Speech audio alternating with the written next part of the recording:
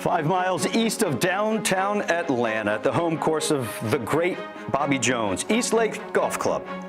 That's where we are for the final act of the PGA Tour season, the Tour Championship. And the top 30 players on the PGA Tour have descended on East Lake to determine who will forever be known as a FedEx Cup champion.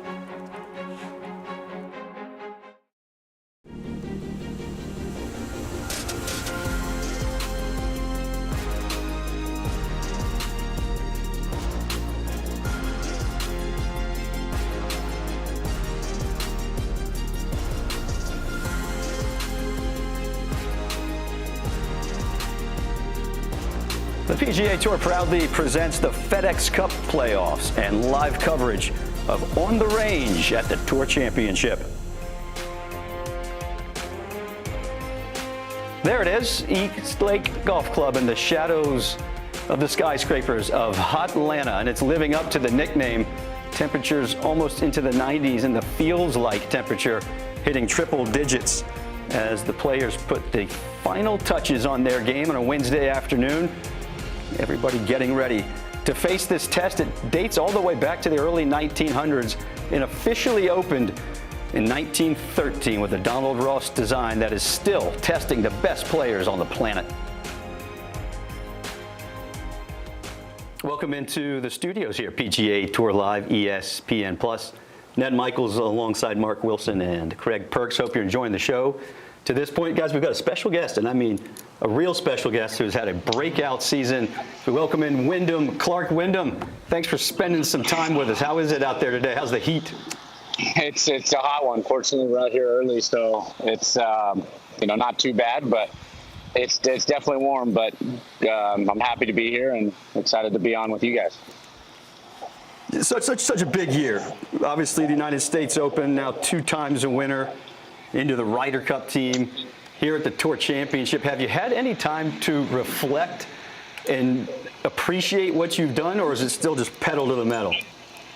What's funny is I haven't had that much time. I've been playing quite a bit and obviously trying to make my way to getting to here and hopefully have a chance to win here. But it is funny when I am driving and sometimes doze off. I think I go, God, I can't believe I just won a U.S. Open. And that's where it's moments like that where I just sit and reflect, and it's still kind of surreal to me. So I'm hoping after this week and the Ryder Cup coming up, in the fall, I think I'll get some time to reflect and really think about it, and that's probably when it'll sink in.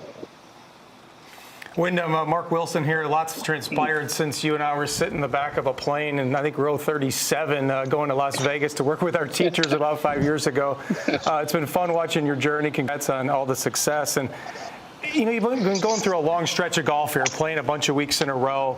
At this point, when you're preparing, is it just kind of like autopilot? Do you have some checkpoints? Is there something specific you're working on your golf swing to try to get better?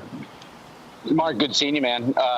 We've definitely come a long ways. I'm just row 6, not 36. But it's good to hear from you. But yeah, I'd say on the range, like on a day like today, you typically are kind of Monday, Tuesday, Wednesdays. You're kind of seeing where your game's at. Obviously, you work on a little bit of golf swing here and there. But let's say you get past that and the game feels good. You're really trying to hone in your yardages and your spin numbers. And so we'll go through every club in the bag. And, like today, I'll go through every club and we'll see, okay, are my gaps correct? And then we'll chart each yardage. And then if they're not correct, we'll look at, okay, is it spinning too much, too little? And then you'll adjust the line angle to try to fit that number. So, right now I'm hitting a 9-iron and, this typically goes about 165. I mishit that a little bit, but I mishit that a little bit. But you try to hit your numbers, and if it's not right, then it's okay. Was it you or was it the club? And then you ultimately adjust to that. So we get really dialed in here on the yardages and the spin. Well, you did last 9-iron. If you mishit it, that maybe goes about the same distance as my 9-iron. So welcome to my distance world of 135-yard 9-iron. You Did it go that far? I think, Mark. It only went that far? 35. No, we didn't have the number on that one, Wyndham, so you're safe. Oh. You can just say you flushed it. Okay, there we go. Hey, That was a Wyndham, little better.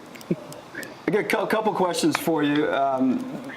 We've got the new radar capture technology in the golf balls down there, so now you all can really monitor your spin rates on the big boards here. So I guess first, how's that feeling to you? Does the ball is virtually the exact same ball as the X or the Pro V, and how's that helpful for you on the range? Well, what's really nice is normally we have to bring down our TrackMan or any one measuring devices that you use, and you have to set it up, and obviously the ball has to capture it, and it's a process.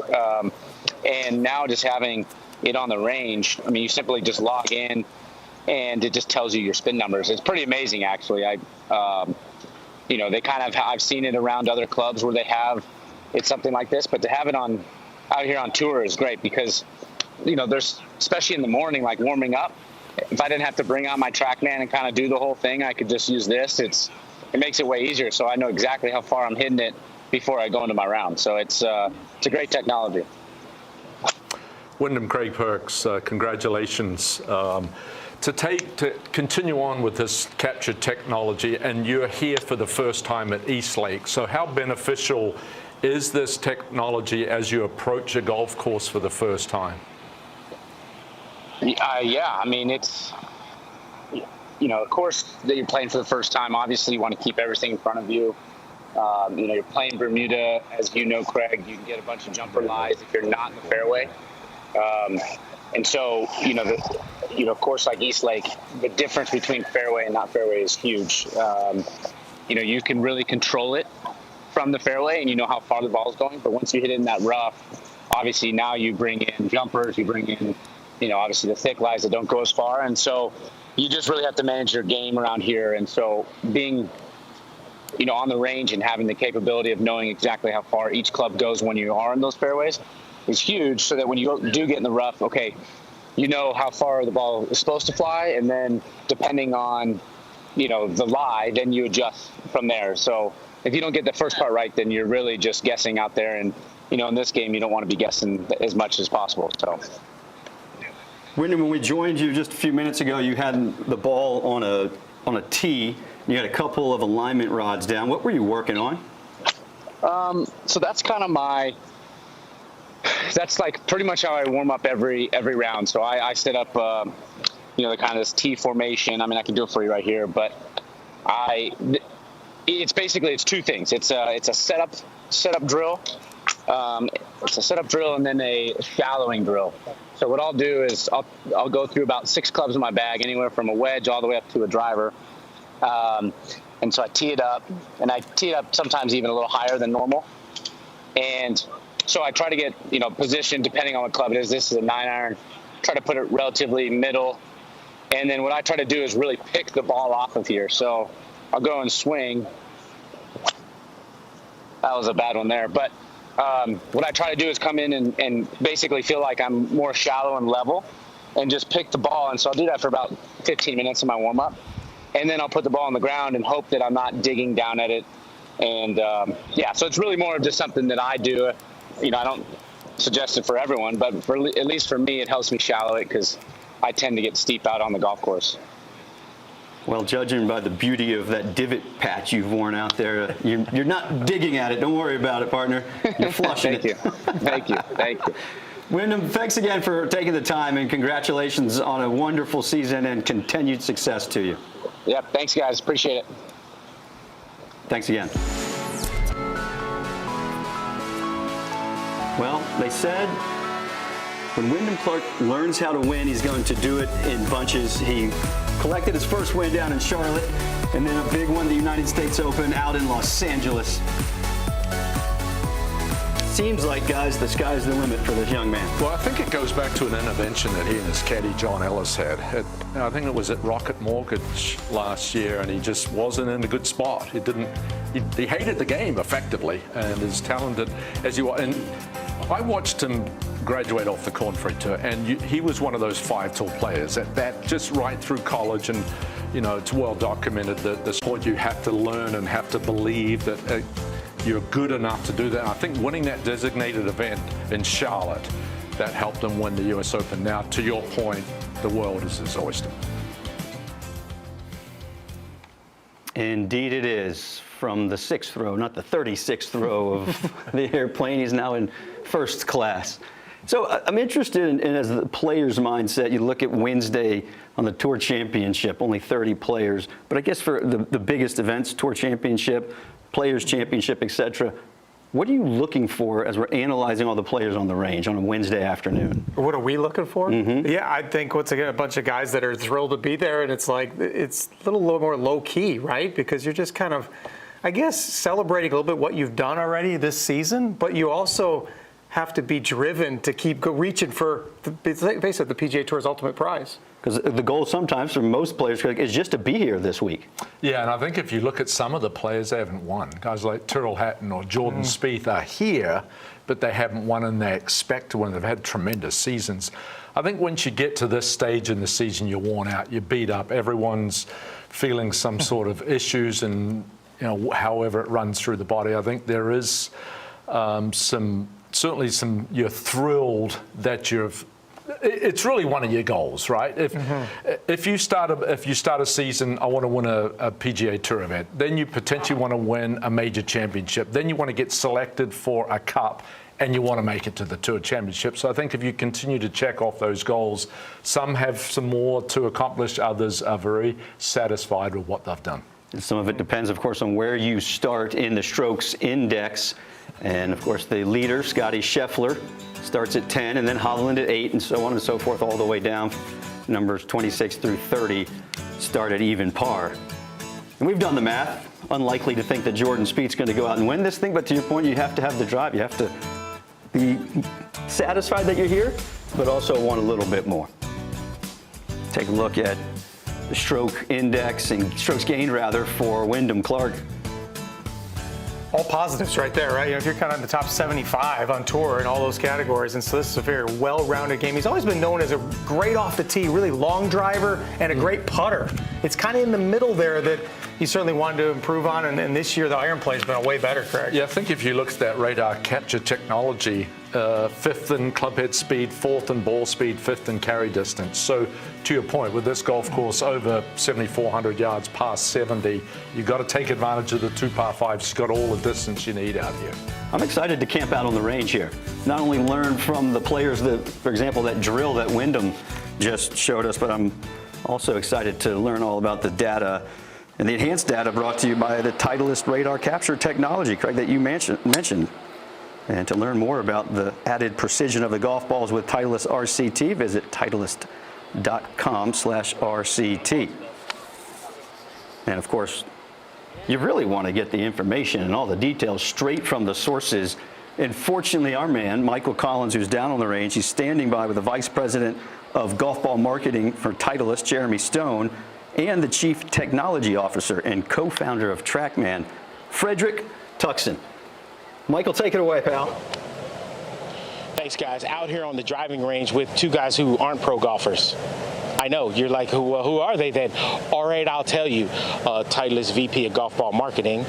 Part of the reason that we're seeing all this information because of these golf balls, and the guy who is the co-founder and CTO of TrackMan, the only guy basically on the driving range that's allowed to wear a lab coat, Frederick Tuxen. Why did you start TrackMan? We started actually TrackMan 20 years ago, and it's funny we are now here at a driving range because the original idea behind TrackMan was you're hitting golf balls on a driving range, but 20 years ago there was no technology, so you just had to watch with your eyes. There was no feedback. So the desire with TrackMan was to actually measure where that ball actually landed up and use that for both, you would say, games, practices, and make it more fun to practice. This guy's background also, when he used to track stuff, tracked bullets and missiles. But let me ask the Titleist guy, because we don't track out that kind of stuff over there. No. What made you want to kind of merge with these guys and go, hey, we should get together and do some stuff together? Yeah, what's been really fun about working with Frederick and the team is a recognition that we kind of have the same ideas in mind, and that is precision and performance. And so when we started having some conversations with the team at TrackMan, it all all revolved around, can we find a way to measure spin in certain environments, whether that's indoors or with the setup they have here, the TrackMan range technology. And they felt like they needed a little bit of support from the golf ball itself, and they came to the #1 ball in golf. And we're thrilled they did, because when you watch the two R&D departments get together, it's pretty amazing the level of precision they go to and the level of effort they'll put into getting it exactly right, and it's pretty inspiring. Now, I already know designing golf balls and how much spin is important to these guys out here on the golf course. But I'm going to ask you, Frederick, why was being able to measure spin and see what a golf ball does on this TrackMan device, why was that important? Well, actually, especially with these guys we are here with here today, I mean, they have the speed, so they can hit the ball far. They can all do that.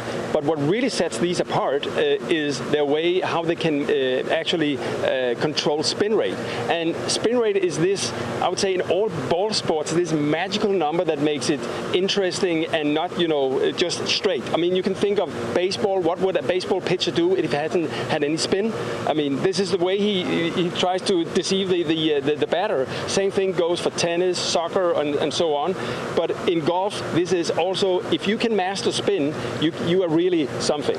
It's amazing sometimes to see how guys on the golf course can take spin off of golf balls, and they're just amazing athletes and be able to do that. But they need to know what it feels like and what it looks like for the golf ball coming off of their golf club as well.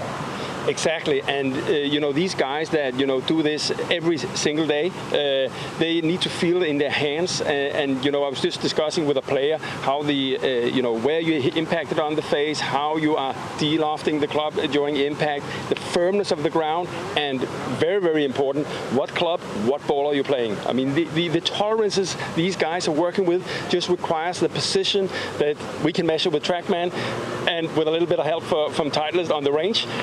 We can actually determine spin rate within 15 RPM, which is really mind-blowing. The one thing I'm real curious about before I let you guys go, and it's for you, Jeremy, the design of this golf ball, the just chemistry that went into it. How long did it take from we're going to do this to now they're out on the range hitting them? How long did it take? Yeah, I would say we've been partnering with TrackMan almost since the very beginning. It's been quite a long relationship between our two companies. But I would say about 4 years ago, Frederick and team came to Titleist with this idea and a little of an opportunity to partner for some help. And it took that long to figure out all the different designs, the chemistries, and working back and forth to make sure that these two products worked in concert and really gave the players the precision they need to work on their game. What's really cool is that it worked. So thank you guys for hanging out, because if it didn't work, we wouldn't be standing here right now. But what we are going to do is go back out onto the range and hang out with a former FedEx Cup winner. 2015, the FedEx Cup champion, Jordan Spieth. He too just snuck into the Tour Championship this year.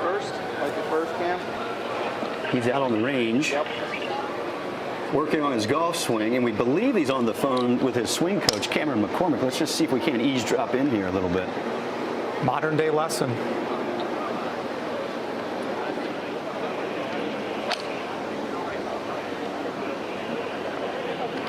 He was referencing a couple of 6-irons that he had sent.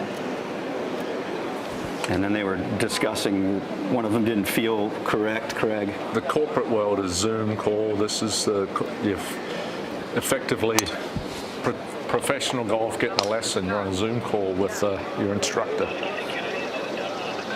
So welcome to the table of the business meeting. Exactly.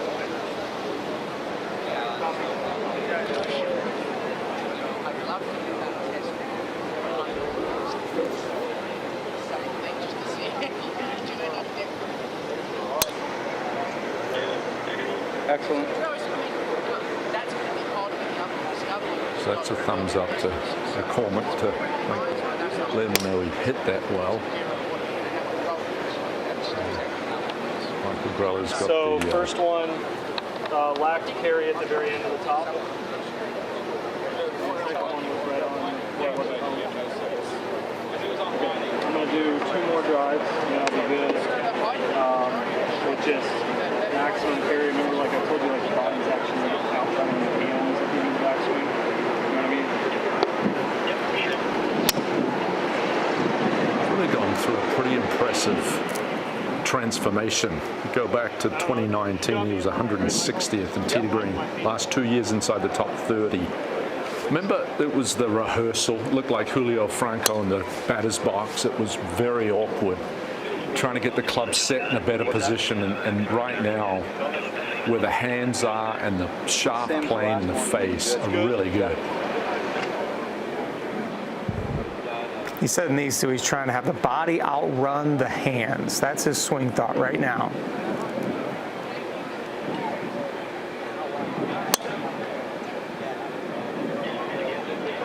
Good again, Sam. Good. All right, thanks, buddy. So you don't want to see any. Just keep me looking at it, carried and out of the top, right? Okay, and assume the thing that's late was just not carried enough to the top, and then it didn't time it right. All right, cool. Thanks a lot. Bye, Cam. See about it. Oh, look, there's Meeting adjourned. Bye-bye. Thanks, buddy. That's Damon Goddard to the right in the gray shirt, his physical trainer. So the whole team is here. Correct cell service and all. You know, the quickest way to hobble a genius is to think about a golf swing. And he was going through that transition. There was a time where he had hurt his wrist and he played through the entire season with it. They need to make some changes to affect the performance. But it's been a long process for Jordan Spieth. I think he's really getting close to back to where he was between Smiley's got something till 7:15. really from 13 to 2017. The important thing, dinner plans. Yeah, lunchtimes. Some good restaurants in the Atlanta area. Can he get this over the water is the question. Not even trying. Yeah, and on course. You want me to move it to 7:30? 7:15, then? Yeah, let me see what it is. Golf swing must be in order, gentlemen. If we're talking about dinner plans that quickly. It's all dependent because he's first off tomorrow. He and Sepp Straka 30-29, but it's not an early tee time. I can guarantee you that. You can go whatever you want. Calling the coach in to get dinner plans? Coach, what do you think?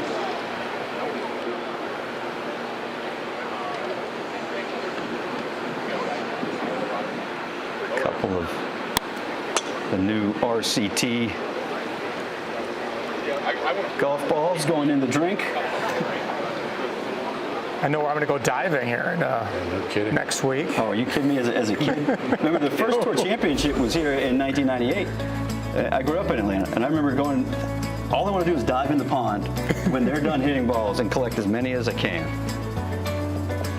7 starts for Jordan here at the Tour Championship. Of course, he won in 2015. 69.14. Remember, though, it's a par 70.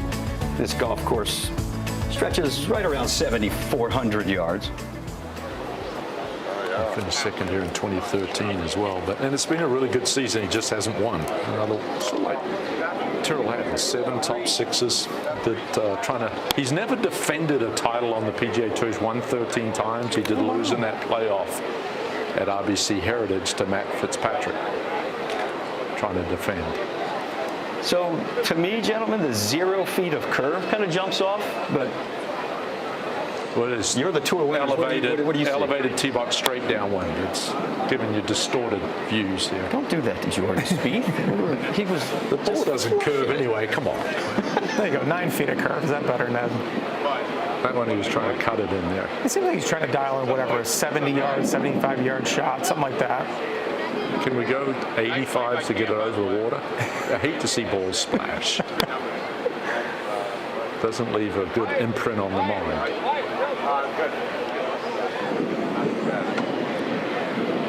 People always said Jordan Spieth looks like, when he's hitting these shots, that he's so far ahead of it. That left arm gets bent, but he's one of the best wedge players on the planet. Yeah, How does it work? Well, he has a really good ability to control the shaft, the forward lean, and the face. That left shoulder getting high through impact. Kind of the best players kind of let that club come up that way.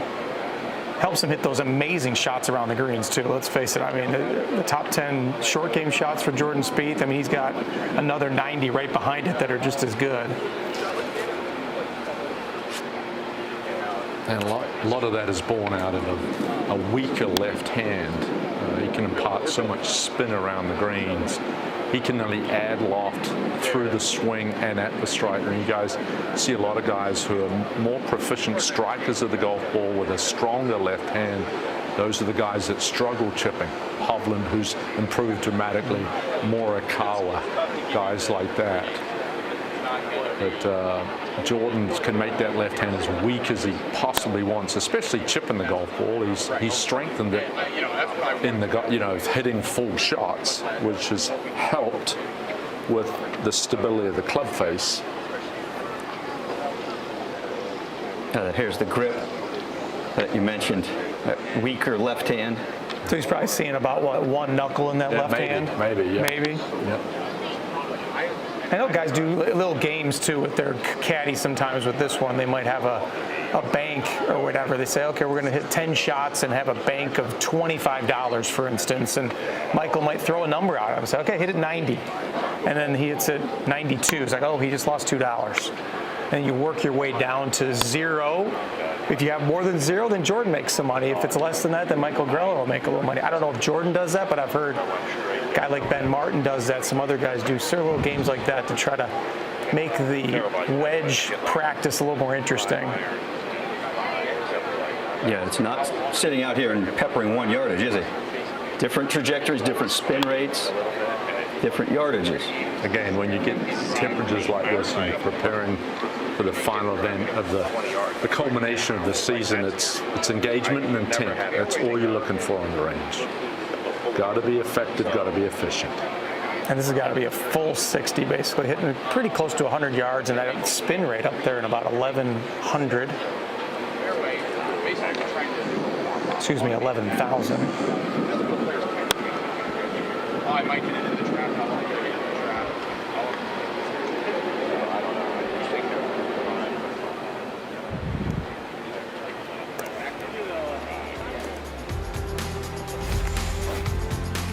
Keep those grooves clean so you really know, especially now with the RCT technology there on the board. We can monitor the spin rate. We got to have clean grooves so we know what we're working with. EasyBrush.com. Are you sponsored by Easy? I'm not, but it's something I use. That's the one on the belt loop. Oh, yeah. I don't know. Everyone gave me such a hard time about it, but now all these guys are doing it. Looking for his first win of the season.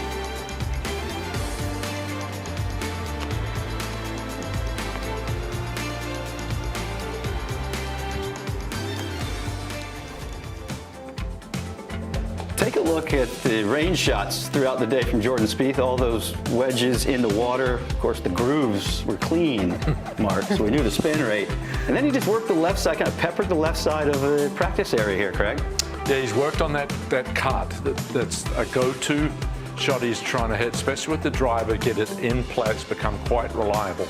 Wasn't that much in the early part of the season. Actually let him down under pressure.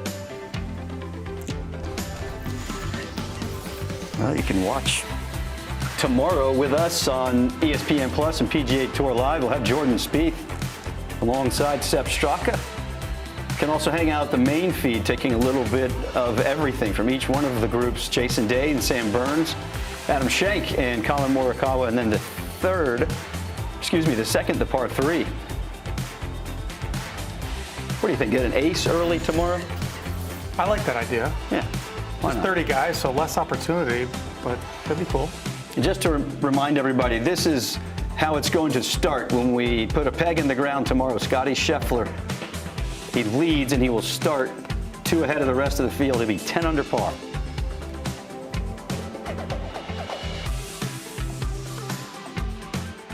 I don't really go into tournaments expecting anything to happen. I don't go in there expecting great things. I just go in and try and do my best. After I won in Phoenix, you get that taste, and honestly, when it's over, you're still the same person. I still feel the same, and I'm like, man, I want to do that again. That was really fun. For me, I've always been extremely competitive, and so even though, yes, I have become #1 in the world and accomplished some things, I don't want to stop. I want to continue to improve and get better, and I'm not going to make any drastic changes to do so, but I'm just going to keep trying to get a little bit better and just kind of keep grinding away and see what happens.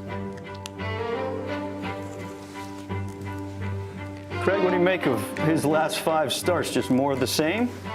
Yeah, it's been really impressive. If you look at Scotty Scheffler throughout the season, it is just remarkable what he has been able to accomplish, and to be number one in the world. Listen, he's had 9 top 3s, 13 top 5s, and remember that stretch we had 18 straight top 12, so just incredibly consistent. A place that he has gotten to know quite well. The WM Phoenix Open, of course, he won there his first PGA Tour win back in 2022, and he backed it up with another W this season out in the Arizona desert.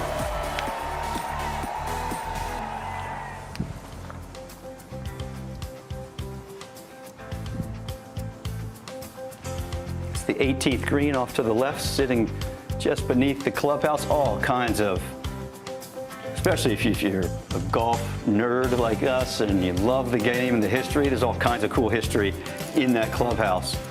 Under the carpet even, they have a couple of Bobby Jones pieces of memorabilia that are hidden. You just got to know where to look.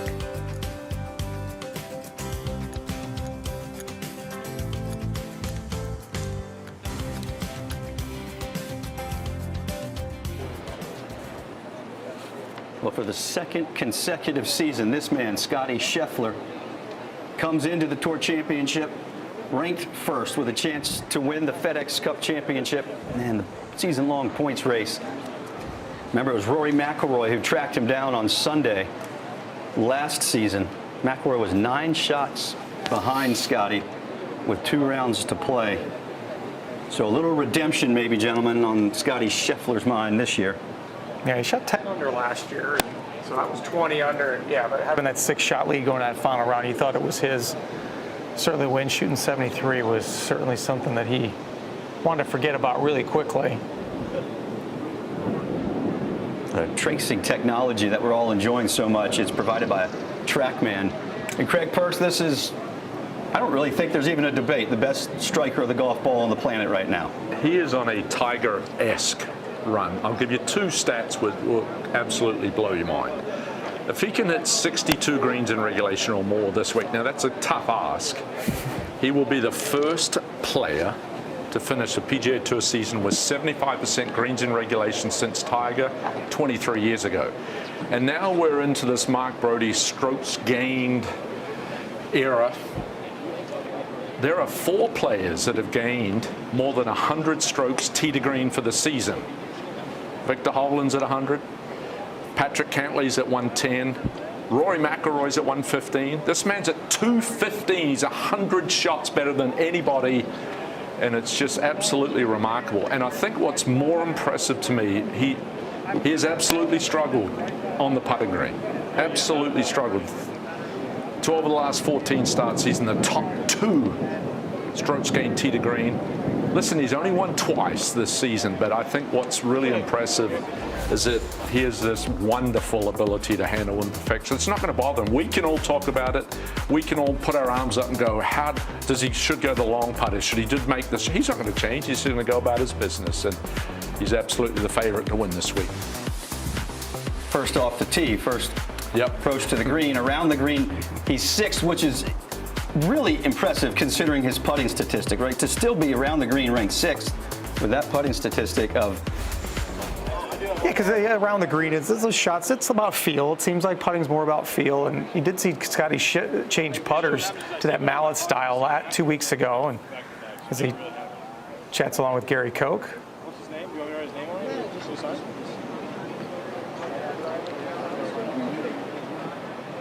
The emotional affair last night. The Payne Stewart Award winner at the dinner celebration for Gary Koch. Not only a terrific player, multiple-time winner on the tour, he was in that chair, in the booth, and on the telecast for so many years, his voice ringing through, especially here at the Tour Championship. One of the most trusted voices, you would say, in NBC's coverage. Take a look at the notable winners. They're all notable. Hale Irwin, Longer. Of course, Billy Andrade a couple of years ago, and his speech was tear-jerking. Everyone's tear-jerking. I got choked up hearing Roger Mulvey talk about his pal, Gary Koch, and it was a special one last night, I think, because Dan Hicks then was the MC, and hear Gary Koch work with him for so long, and I thought it was just a phenomenal night, and Gary Koch's doing so much stuff to help out that first tee in Tampa where he lives. Well, get the Kleenex ready to dry a few tears. Let's listen to some of the speech from Gary last night.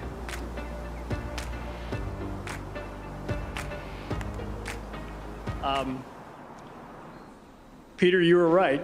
I thought I was going to be able to handle this, but I'm not sure I can. So many wonderful things have been said about me and some of the things I have done in my career this evening that it is truly humbled. I am truly humbled to be named this year's Payne Stewart Award winner. I wouldn't be here this evening if I hadn't been really influenced by two very special people, my late parents. My mother, Irene, instilled in me the importance of kindness, of being aware of those less fortunate, and to be willing to lend a helping hand. From my father, Don, I learned the value of hard work. And he was an engineer by trade, and he made sure I knew the importance of putting forth the effort necessary to make sure a job was done correctly. To both of them, I am eternally grateful. I'd like to thank you, Commissioner Jay Monahan, for your leadership and for your commitment to the PGA Tour. We have a fabulous leader, and thank you for all you're doing.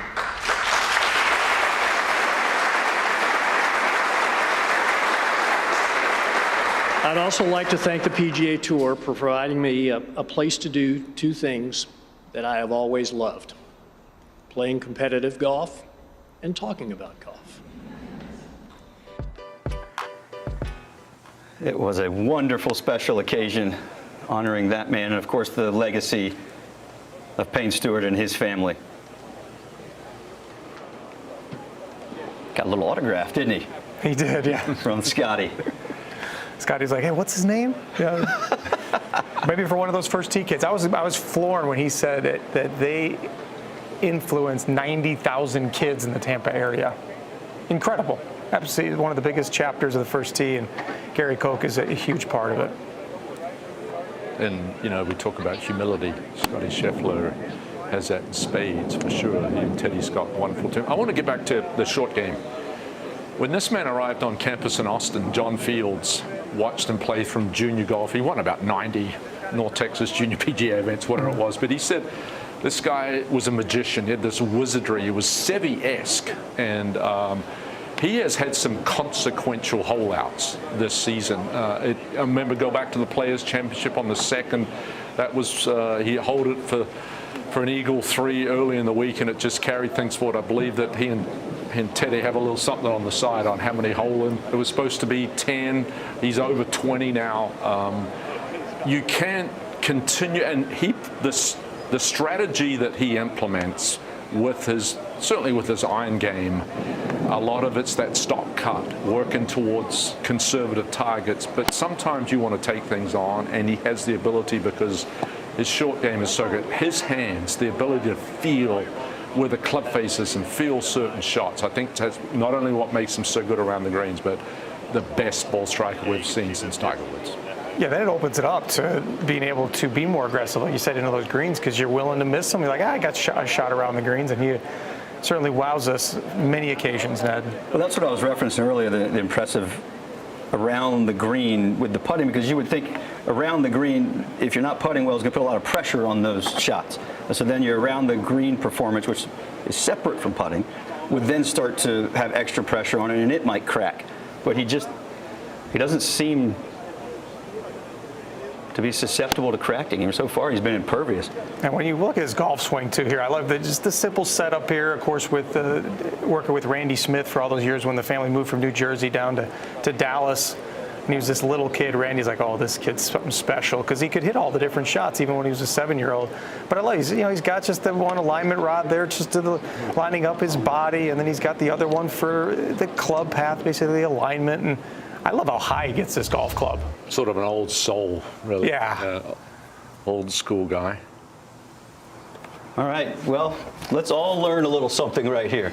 Well, I think what we focus on is the footwork, but I think what we really need to focus on is the lines that he creates in his golf swing. So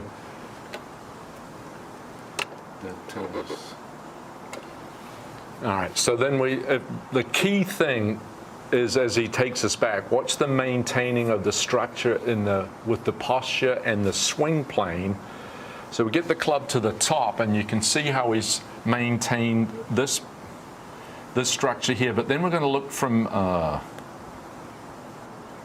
here. There we go. So here's a tendency for his hands to come out above that line, but the club to drop underneath it. That's why he hits it so good. So we'll start down. So the hands go out and the club drops underneath it. A lot of people say he's coming over the top with his shaft. He actually doesn't, basically. And then the footwork, it's sort of like old school Calcavecchia. There's a lot of motion with the footwork. And watch where it exits, too. Yeah. I just love how low it is there. It's incredible. He's a big guy, 6'4", right? And so you've got long arms and long limbs, but you maintain that structure on the backswing with the spine angle, and then the shaft plane is so good, and then the best strikers, in my opinion, have a tendency for the hands to go out, but the club to stay in, and that's where they can swing right out in front of him. He does that as well as anybody, so does Victor Hovland. And he gets so much speed from it doesn't look like he's really swinging it that hard, in my opinion. Technical question. At the top of the backswing, the hands go out, the club head goes in. How do you get from that position without the left shoulder going high and get the club stuck behind you? It's the start of the downswing. Okay. And when he gets to the top of the backswing, there's no tilting or anything. The hands go out and it's a gift, the ability for the hands go out and the club come back. But his shoulder, spine tilt or anything like that doesn't change. If it did, he'd be done. He'd be where I felt on most of my career. The club stuck so far behind me, I have no chance at all. But he has it. Once he gets to the top of the swing, the hands come out and the club drops down. It just allows it to swing out in front of him. And I think one of the things, if you go back to some of the greats of the game, Butch Harmon didn't, when Dustin Johnson arrived in the stable, he didn't change that left wrist. Randy Smith didn't change Scotty Scheffler's footwork, and you have to admire that. Sometimes you might want to change footwork in a youngster's game. Exactly, especially as active it was. He's like a ballerina. Well, it all came together. The Players' Champion in 2023, and it was a runaway victory. Everyone got it? We have another solo moment. I saw that statistic where if he was just even on strokes gained putting, he would have won like 6 or 7 times this year. And remarkable to think, take a look at his season summary, the 2 wins, a couple of runner-up finishes, but he leads in greens and regulation. He did it last year. He'd be the first guy to go back-to-back in that category in terms of ranking #1 at the end of the season since John Senden in the early 2000s. I think back to think about the Masters when it was played in November of 2020, and Scotty Scheffler got to play with Tiger Woods in that final round. Watch Tiger make that 10 on the 12th hole. Obviously fall out of contention, but then he rebounded. The way Tiger made 5 birdies coming home, I think that stuck in his mind a little bit. And Scotty hadn't won on tour yet, but he was at that point still the best FedExCup finish of a rookie ever. And then he got back to East Lake again, still hadn't won. And now we've seen 6 victories. Remember, he had that eclectic bag. At that point, he changed manufacturers, and at that time, Tiger was using the same equipment, and so he actually asked Tiger about the equipment. Another thing you talk about with the scoring average, when he is plus strokes gained putting, scoring average 66.4. Wow. When he's minus scoring average with the putting 69.3. So it's a pretty dramatic number, but it's not significant because he loses strokes a lot on the greens. That's the fairway finder, I think. 9 feet of curve at 291, but the launch angle is still 13. That's relatively up there, isn't it? Another thing is amazing if you ever go and watch the video where he's doing a day with TaylorMade, and he's calling shots. How far is this one going to go? He hits it 3-wood, 273. How far to go? 273. So that intuition and again, that goes down to his hands, man. And I thought he was doing that before he hit the shot, right? I'm going to hit this far. Once the contact was made, he said, well, that one went. I thought he was doing it before even. No, Mike, that's right after the strike. It's a fish story. Gotcha. All right. He'll be playing out of his own divot every day if he keeps hitting it like this on the range. 3 starts, 3 top 5s for Scotty Scheffler here at the Tour Championship.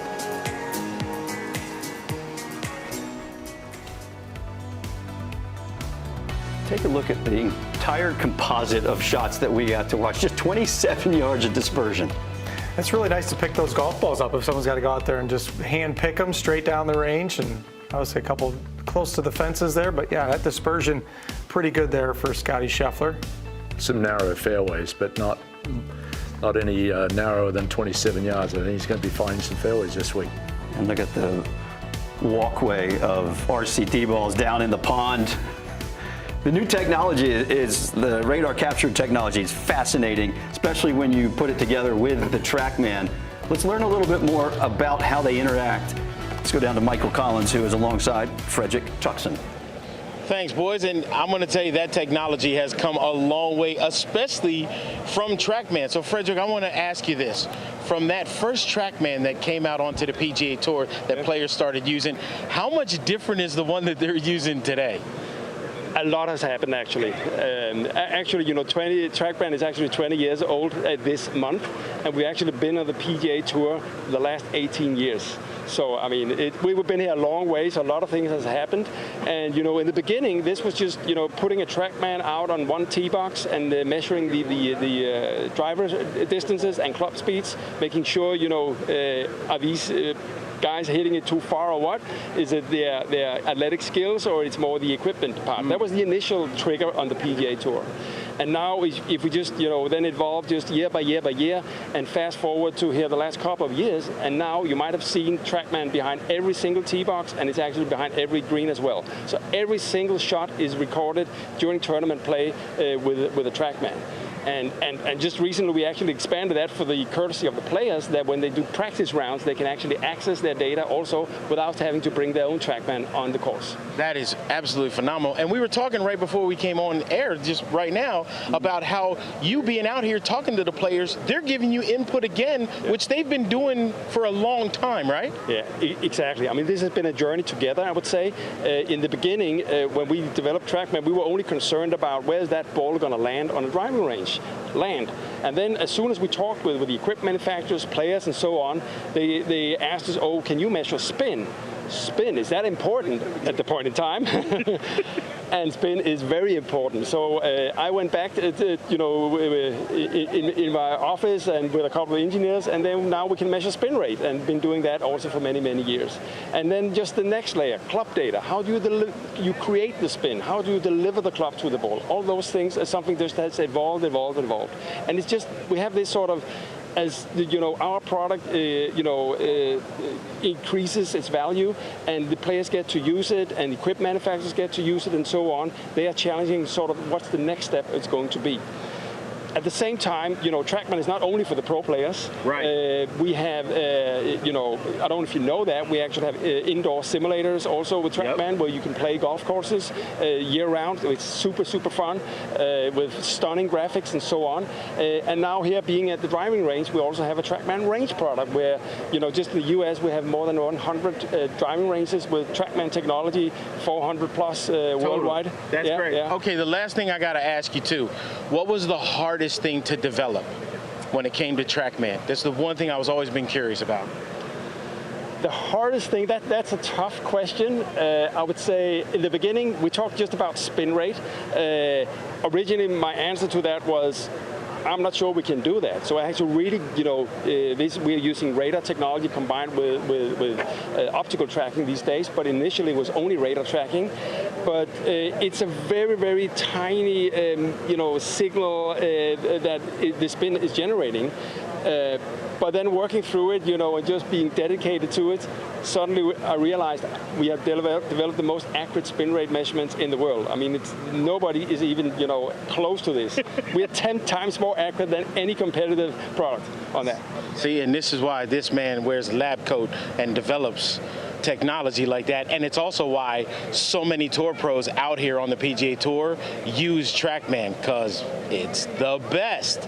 Speaking of the best, how about the guy who was the best last week? We should chat with him. Here's Victor Hovland. Victor Hovland getting in some work with his coach, Joseph Mayo. I don't know what they're working on here, gentlemen. The man shot 61, set a course record on Sunday when he won the BMW championship last week.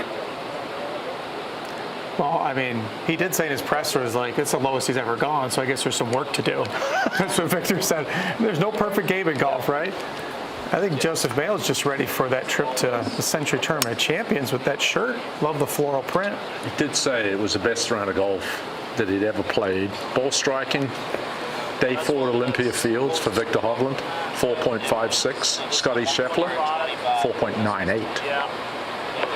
Victor didn't hit it outside 13 feet on that back 9 coming home at 28, and we saw the struggles with Scheffler on the green. That's the difference. Yeah, there were 6 approaches inside 10 feet for Victor, and he rolled them in, right? Yeah. Whereas Scheffler missed those a couple putts and chances there at 15 and 16. He came home in 28 shots. Birdied 10, 11, and 12. Then took the 13th off, made a par. Tacked on a couple more circles at 14 and 15. And then 2 more, 17 and 18. Really hot. See if we can't listen in here a little bit. This is a mad scientist, Joseph Mayo. He knows the TrackMan numbers as well as anybody.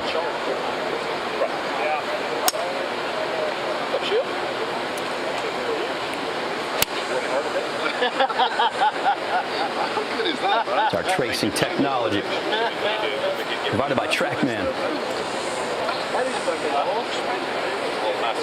Yeah, that was 67. That's kind of right where you. Yeah, I mean they're all very tight. Yeah, It's very unusual for me to see those balls from the 7. Like whenever I've been fast before, it's been like 132, 133. That's been pretty fast. I mean, it's one of those 139. Like that's a good 6-iron for me before. I guess that's 26.2. Uphill, I just yeah. Maybe, yeah, might as well just knock it out after things. Yeah, sweet. Hey, man. See you, mate. You don't interrupt the meeting. No, leave me alone. He was the last one grinding on the range yesterday. Probably think of how hot it is right now at this time. He's probably the only one on the range still grinding after it was an incredible victory last week. I know the numbers are like it's very efficient. Yeah. Because I have a lot of shafting and I'm getting shallow into it, so it's. I think too, having this little bit of pitch here, yeah. You're not hitting more down. You're actually, I think, swinging a little more. All good there. Yeah. First of all, and still, so you're just taking that top part and moving it with the slug. It's going into the same like most of them. Yeah. So now you're maintaining your top part of that. So the spin loggers. Yeah. He opened with a 72 in Memphis and was the last man on the driving range Thursday night. He and Joseph Mayo were working on the golf swing, and they were grinding hard on it. He came out, shot 64, 65 the next 2 rounds. Closed with a 69 in Memphis to finish tied for 13th. Joseph Mayo told me where it was going wrong at that first round. At the top of his backswing, the club was actually shallowing too much. And for Victor, it gave him the sense that the face was open. And so through impact, then he was really firing his hands to try to square it. And everything was kind of not hit solid and going mostly to the left.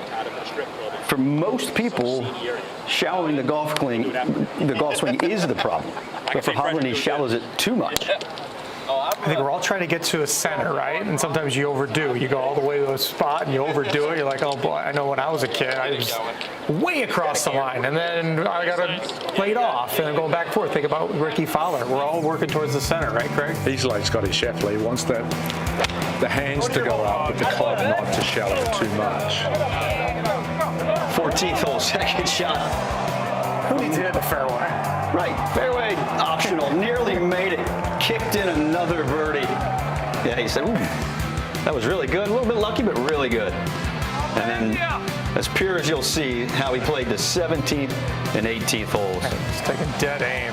It's like every shot's independent of each other. He's not influenced by moments, not trying to birdie in the house. He has a elite strategy and management game for sure. And I think what the improvement, he is so good from tee to green inside the top 10 in all those categories. But the exponential improvement in the short game has really helped. And this tee shot set up by his added length, too, over the last couple of years. He's picked up about 5 miles an hour club head speed in 3 years. Just to be able to have 9-iron into the last hole at Olympia Fields, I know it was a little downwind. Just still 350. I only went 350 off the tee. And that was a putt a lot of guys were misreading. They were keeping it out right. Victor Hovland did not misread that one. Maybe a little thanks to the aim point express he learned a couple of years ago as well. Now, that was the lowest final round score in the history of the FedExCup playoffs. And here's the starting strokes for this week. Of course, Scotty Scheffler there at the top. Victor Hovland right there, just 2 strokes behind. Let's remember, 21 under par has won the last 3 FedEx Cups, Ned. Better go low.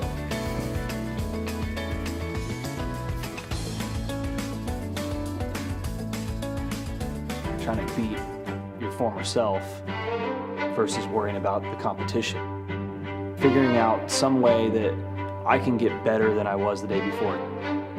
Getting 1% better every single day.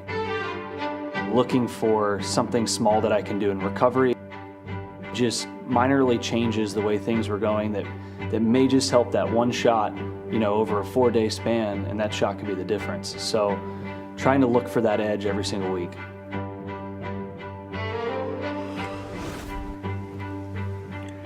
In 2015, he certainly had that edge and then some.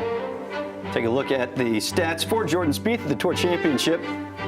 7 starts, of course, the big win in 2015. 3 other top 10s. Scoring average 69.14, but of course it's a par 70 here. No wins this season for Jordan Spieth. He nearly went back-to-back at the RBC Heritage down in Hilton Head. It's a golf course where, although very different, you have to hit it straight there. You have to find the fairway, much like you do at Eastlake. You like to canvas. You got to be creative. I think that's right up Jordan's alley. Get the ball on the ground, use the ground to your advantage.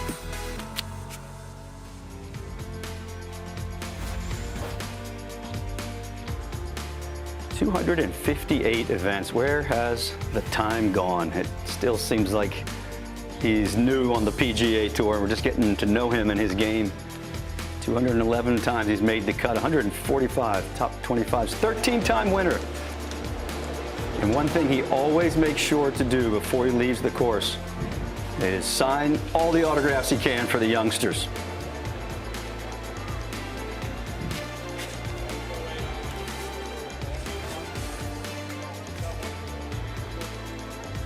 Michael Greller saying, boss, I'll set up and I'll get everything together as we head up to the course, maybe get a few holes. Introduce it. We're on the range at the Tour Championship. Thanks for hanging out with us here. Just 5 miles outside of downtown Atlanta. A couple of Canadians in the field. Corey Connors, one of them. Let's check in with him.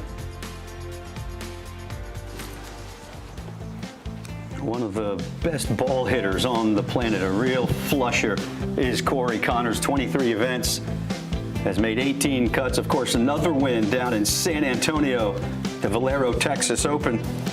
And for the 3rd straight year, he is into the Tour Championship, and he's standing by with our own Michael Collins. Yeah, that's right, guys. 3rd straight year making it to the Tour Championship, but the first year starting under par. How does that feel? It feels pretty good. It's kind of a unique event in that situation where, everybody's not starting at level par. So, yeah, I'll take all the shots I can get. So this is called the Range Show. So I want to know what you're working on here on the range. You got your own TrackMan setup here, and I'm seeing some numbers. What club are you hitting, and what are you looking for?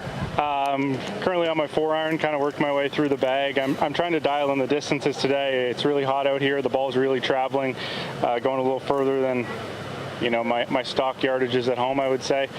So just really trying to dial in the distances, and the biggest number I'm paying attention to is the carry number, but having a look, checking in on my club path and face angle as well. After seeing the ball flight, I kind of can guess what those are going to be, but the distance I think is most important, what I'm working on today. Knowing how hot it's going to be this week, how much further is the ball normally traveling? So like how far do you normally hit the 4-iron, and how far are you seeing it going? Yeah, normally my 4-iron's 225, 228, a really solid one. Definitely getting into the low 230s. We've got a little helping wind. The last shot I hit on 246.5, so it's cruising out there pretty good, definitely. I'd say I was just hitting some seven irons. My stock yardage with 7 irons around 185. I was getting some shots in the high 180s, so getting a few extra yards, and we're not quite to the heat of the day yet. And tell me about how important it is for you to have a TrackMan system or like this range system that's out here that gives you all this information. What does this mean to you in getting to the Tour Championship? Yeah, it's incredibly important. I use the TrackMan basically every single day, every warm-up, every practice session. I think it's crucial to know how far the ball's traveling, and this is as good as it gets.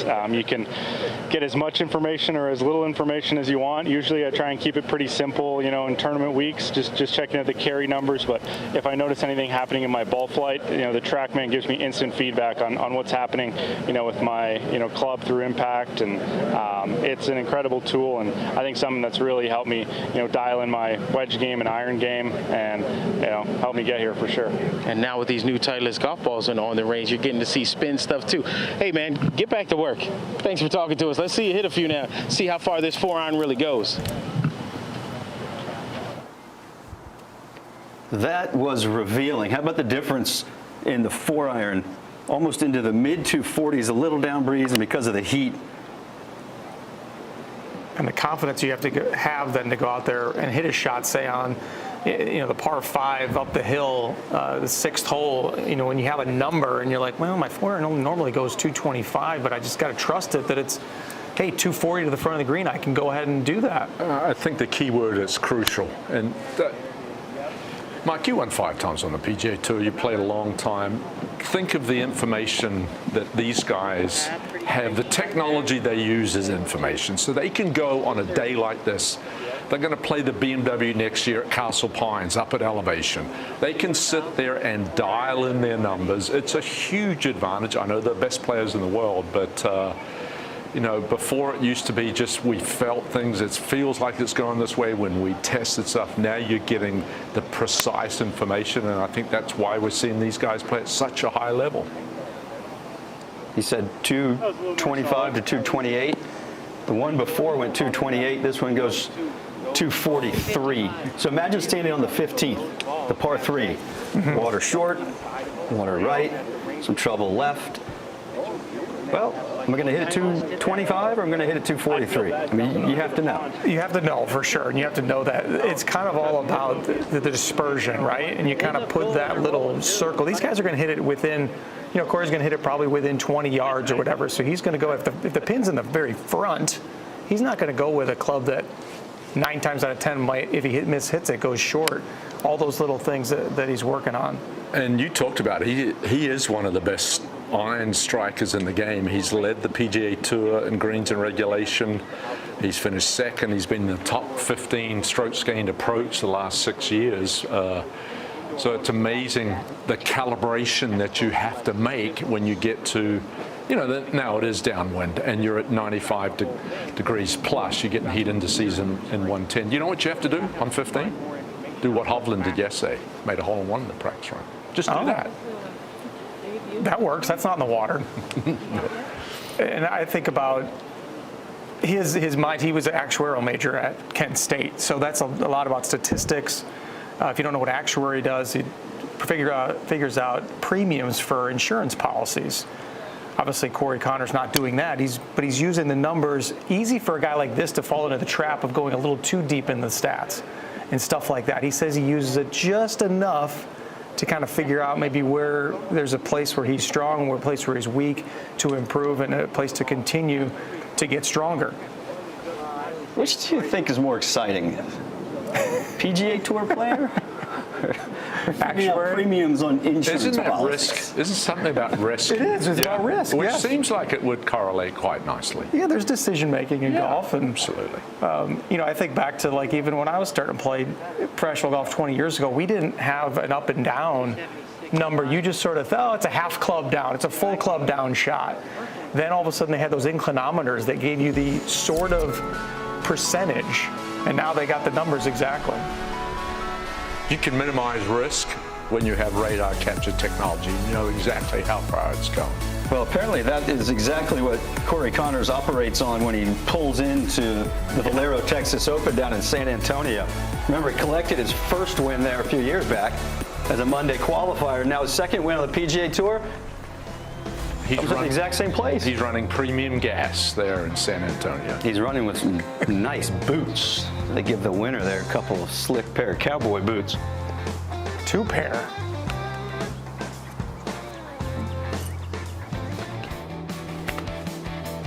And Corey Connors, one of the purest swingers of the club. No one has more aces on the PGA Tour over the past 4 seasons than Corey Connors as we walk down all the shots he hit on the range today. He obviously flushed them all. Yeah. He knows how to hit a golf ball, and a man who knows a thing or two about golf balls. Jeremy Stone, the Vice President of Golf Ball Marketing. He's with Michael Collins. So, Jeremy, if we're on the driving range and we're talking about TrackMan and them tracking spin, then we're going to have to talk to the golf ball guy about spin. First, I want to start with players that play the Pro V1 and the Pro V1X. Why would some players want more spin and other players want less spin? So everything for the player is about dialing in the performance so they know exactly what the golf ball is going to do for every single shot in the bag. And so every player swings it different. You take a player like Scotty Scheffler, he has different swing dynamics than a player like Jordan Spieth. So we have a team that's out here every single week who will fit them for any piece of equipment, including the ball. Scotty, he's decided that the spin rate, the flight, and the feel of Pro V1 works for him, whereas Jordan Spieth's looking for something a little bit different. Maybe he's looking for a little higher flight, a little bit more spin. That's why he's in Pro V1X.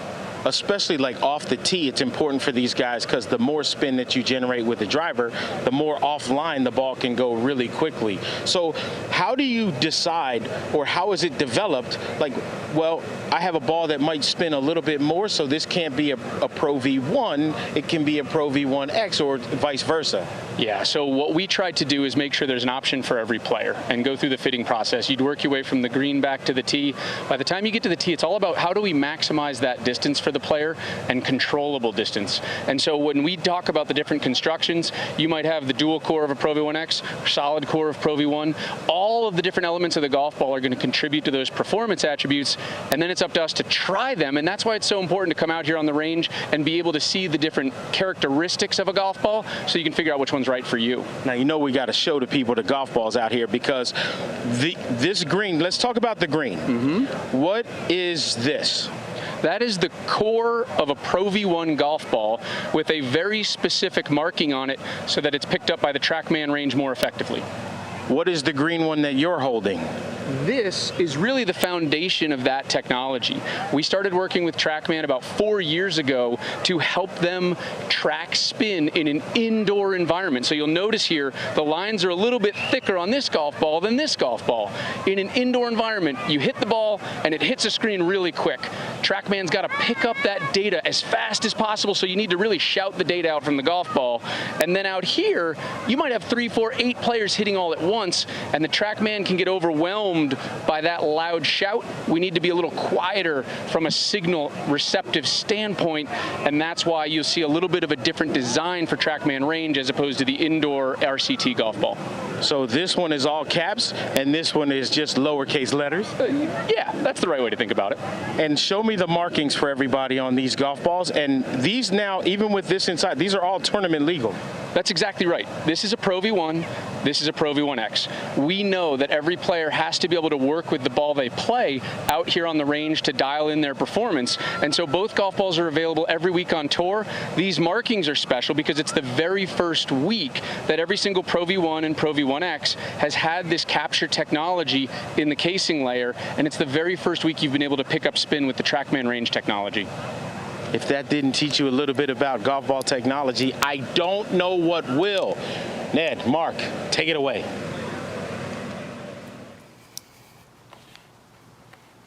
Michaels, Mark Wilson, Craig Perks, thanks for spending a little time with us here at the Tour Championship, brought to you by Coca-Cola, just a few miles east of Atlanta.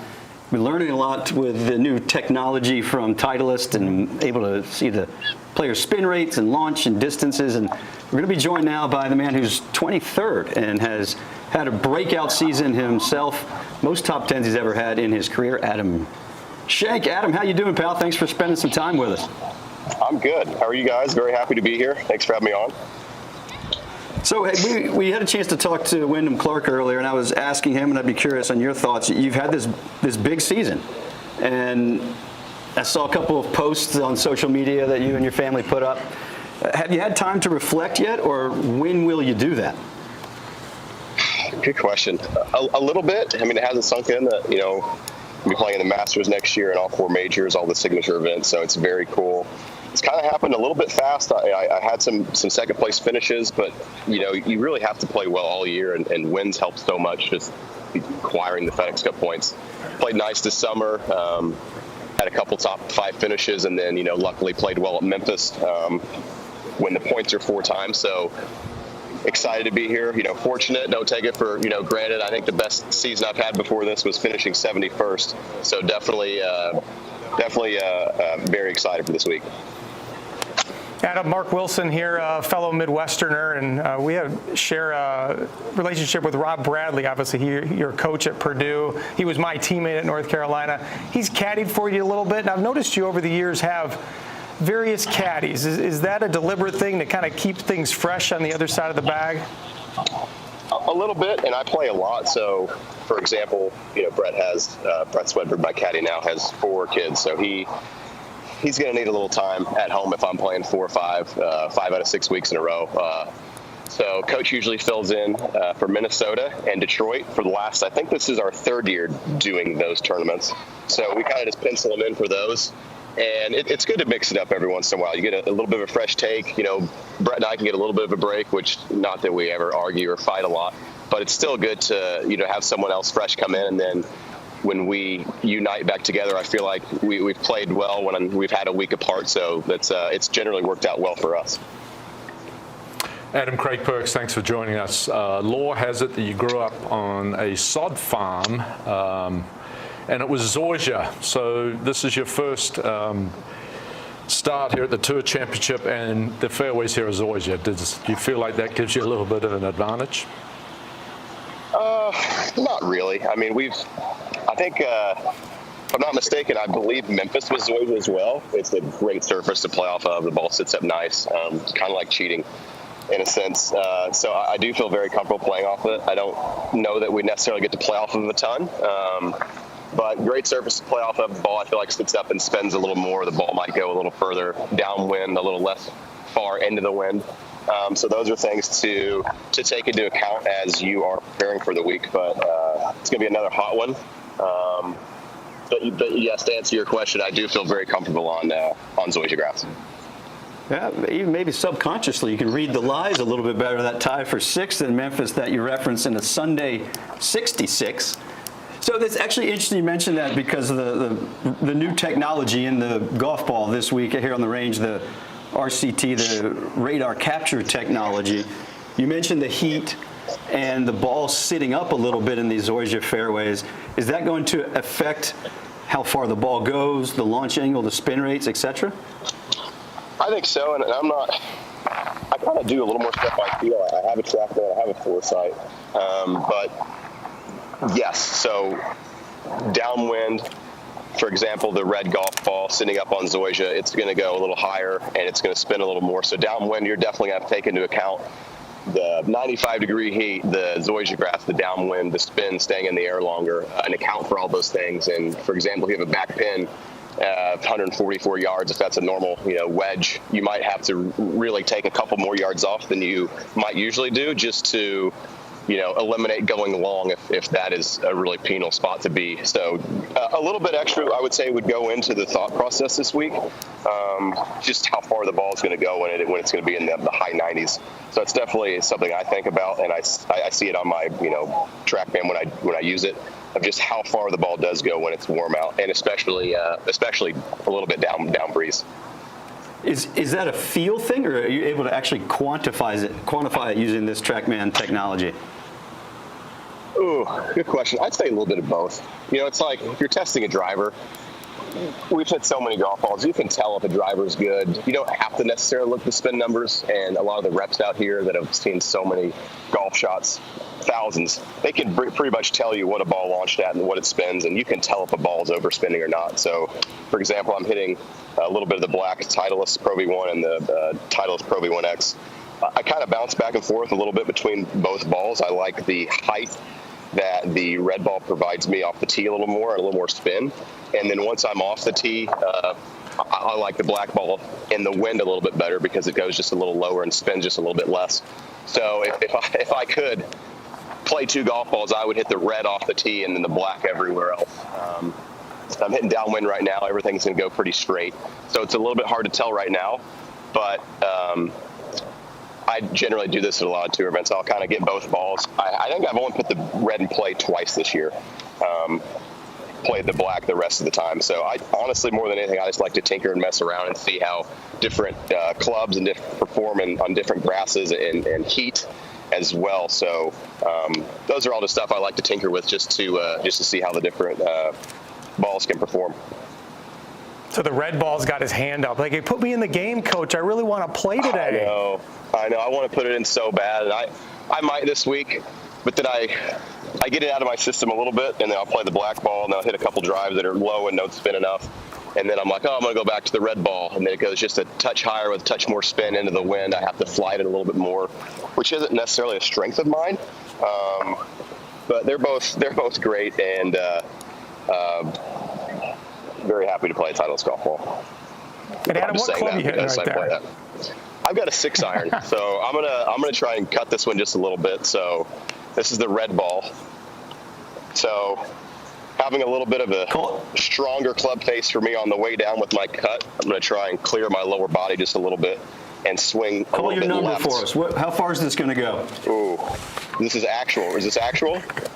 I'm gonna say if it's actual, it's going to spin 6,000, 6,600, 6,500, and it's going to go to probably 208. I hooked it. Because the ones before were going. That's close. Barely kept it in the ballpark, almost into the left field fence. So so the poles go farther. It went 221. Yeah, 221 for that one, 6,300 spin. I'd be long left and chipping to 20 feet and trying to two-putt from there probably. All right, we're going to give you one more crack at it. Here we go. Okay, I'll do a little better on this one. Weaken my grip a little bit, maybe hit a little push. I'm a lot better at push slicing than start it left. This will be better. Much better. Spin's going to be a little up. That's going to be, I'd say 208. Spin 66. Oh, you did it! Bing, bing, bing! Close. 208 carry. Well done, Adam. That was awesome. A bullseye. Thank you. Adam, thanks for your time, man. Yeah, absolutely. Thank you, guys. Second team All-American. Hey, great season so far. Continued success. That was so cool. Oh, right on 208. Think these guys know what they're doing? Still looking for a win on the season. Of course, had that playoff Charles Schwab Challenge, but it has been a fantastic year for Adam and his family.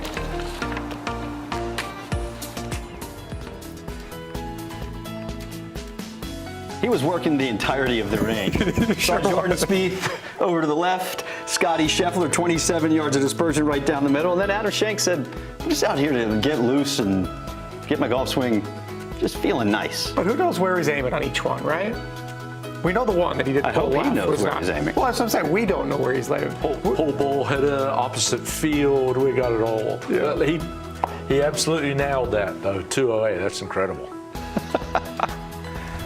couple of them that cleared the back fence, by the way. You notice that. He's going to be with us tomorrow, and I hope you will be too, on PGA Tour Live, ESPN+. The main feed, watch a little bit of all of the streams. The marquee group at 11:15, Jordan Spieth, Sepp Straka, Jason Day, and Sam Burns in the featured groups. And then there he is, Adam Schenk and Colin Morikawa. And then Mark Wilson has predicted an early ace over there, the second, the par 3. Tune in. That's how it's all going to begin. And of course, it will change quickly. But Scotty Scheffler, since he leads coming in, he'll start at 10 under. Hovland, who won last week, he's 2 shots back. McIlroy looking to become the first player ever to go back-to-back and win 2 consecutive FedEx Cup. What do you all think? Who on this page bounces out at you? Xander for sure. Even though it's going to be tough for him. He's 15 under is the lowest he's ever shot here. Even though he has a great track record, that puts him at 18 under. And we've seen over 20 under winning the last 3 seasons. But that's, for me, Xander's got a chance. So many thoroughbreds. Everybody will be in the starting gates tomorrow, first round. If I became the #1 player in the world, it would make me even more hungry to stay there. There's no real ending in the journey. You feel like when you're a kid, if I make a lot of money or if I win a lot of tournaments, that would make me happy. That's not the case. It's about being better. Who you've become at that point, then the accolades that you've accumulated.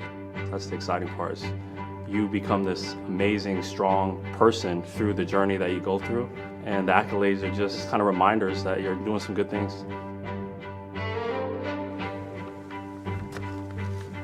Well, indeed they are.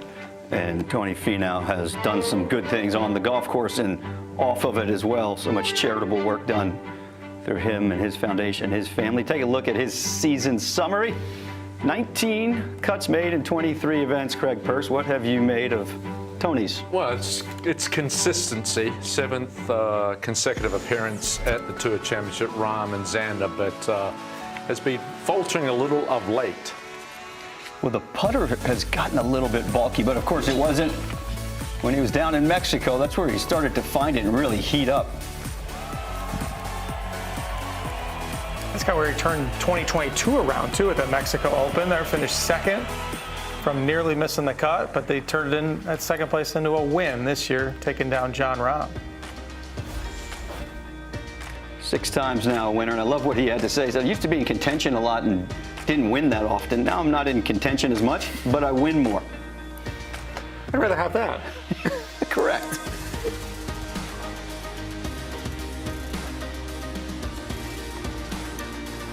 He's a guy that's got a lot to play for sure. Looking at that tournament across the pond here in a few weeks. Scotty Scheffler signing some autographs for the crowds.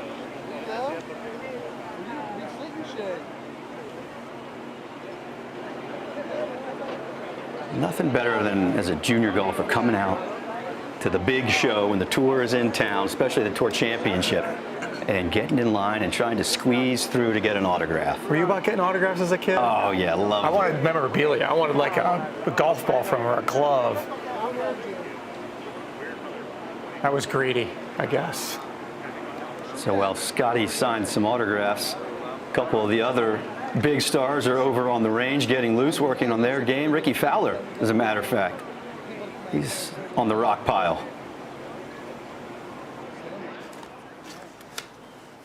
Familiar figure of Ricky Fowler, who has found his game this season, a resurgence, as he comes into the FedEx Cup final act, the Tour Championship.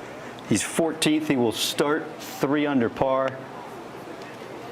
It really has been fan favorite and phenomenal to watch the resurrection of his career this season. He began this season, prior to the week of Fortinet, 185th in the world. He's now 25th in the world. And he went back to Butch Harmon, which I really think was obviously very significant. He talked about building momentum, confidence. The changes were simple but significant. The club is in such a better position at the top, and he can deliver it. It's all about the left arm playing.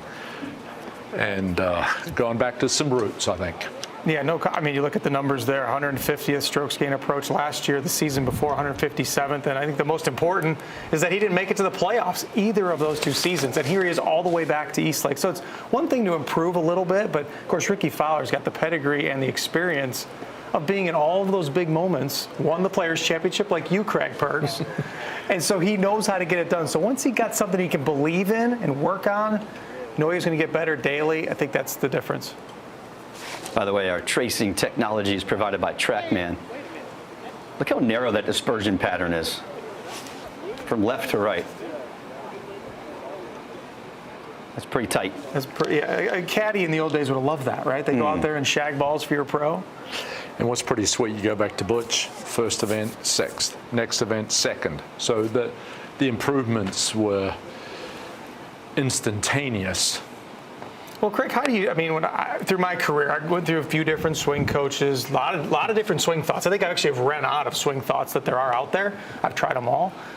When do you believe in something enough to then just go with it? Because I feel like there's been times when I've had something and believed in it for a few months, but when you got to come back like Ricky Fowler, there's always something, another idea that you might have. Yeah, it was John Tillery for 3 years, and he said he loved John Tillery, but it was like he was speaking a different language. So I think that getting back to what you know, and a lot of times it's these guys, you think of when Spieth struggled, these guys cannot struggle in the peace and quiet. The lights are always on them, so it's tough to get a lot of work done, but you have to admire what he's done. And he's just talked about being efficient, being effective in what he's doing. And the club, as I said, is in a much better position. It had been over 4 years since he visited the winner's circle last, and Ricky Fowler, the Rocket Mortgage Classic up in Detroit, had to birdie the 72nd hole just to force a playoff. And then in the playoff, relief. The drought was over.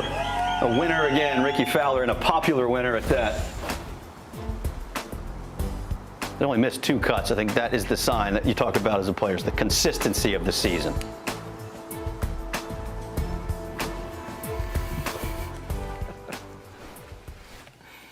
Well, coming to the end of our coverage window, but before we sign off, I want to get y'all's thoughts on the technology that we saw and how maybe this continues the evolution of the game. As a player, how do you use this? Well, you use it certainly to hone in your numbers, especially like with wedges and anything, really just driver spin, all this stuff, and just makes it easier. I mean, I think back to when I played for a long time, hardly anybody had a TrackMan. And now you start seeing guys with briefcases, TrackMans walking the range. Now today, Wyndham Clark talked about how he didn't have to bring a TrackMan down there because they're just supplied. So this is huge and very convenient. Craig, do you think having all this technology at your fingertips, how would you have used it in your career? I think data becomes a critical part, and just helping you improve. I mean, I know that I would have stood at home. I love to hit wedges, and I just would have dialed it in. And those guys have done that, but the ability to not only do it on the range now with this capture technology, it's actually available in practice rounds out on the golf, because you see those guys carrying their TrackMans around. It's now available. So technology is information. Use it to your advantage, and I think that's why we're seeing all of these guys play at an elite level. There's no drop-off anymore because the information they have at their disposal. Well, let's turn our attention and our eyes to the prize here, that they are all after the FedExCup and the last event of the playoffs, the last event of the season, the Tour Championship. Give me your thoughts, Mark. Well, once again, I think Scotty Scheffler's got revenge that he would like from last week and from last year.